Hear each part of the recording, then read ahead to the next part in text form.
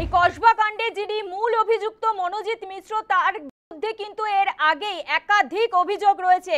ইতিহাস ঘাটলে দেখা যায় যে 2017 সালে কালীঘাটে এক ব্যক্তিকে মারধর করা হয়েছে। 2019 সালে এক স্টুডেন্টের জামা ছিঁড়ে দেয় মনোজিৎ। 2019 সালে এক বন্ধুর বাড়িতে পার্টিতে চুরি করে মিউজিক সিস্টেম পারফিউম চুরির অভিযোগ রয়েছে। 2022 সালে সুইনো লেনে মহিলাকে শ্লীলতাহানির অভিযোগ রয়েছে এবং 2024 সালে কলেজের এক গার্ডকে মারধরের অভিযোগ এই মনোজিতের বিরুদ্ধে। পাশাপাশি যেটা জানা গিয়েছে যে আরজিকর আন্দোলনের সময় যে রাতজাগো অনুষ্ঠান হয়েছিল এবং যে রাতজাগো কর্মসূচি হয়েছিল, সেক্ষেত্রে দাঁড়িয়ে যারা যারা রাতজাগো কর্মসূচিতে অংশগ্রহণ করেছিলেন তাদেরকেও কিছু মানুষ অর্থাৎ ওই কলেজের কিছু স্টুডেন্টকে ডেকে তাদেরকেও কিন্তু মারধরের অভিযোগ রয়েছে এই মনোজিতের বিরুদ্ধে।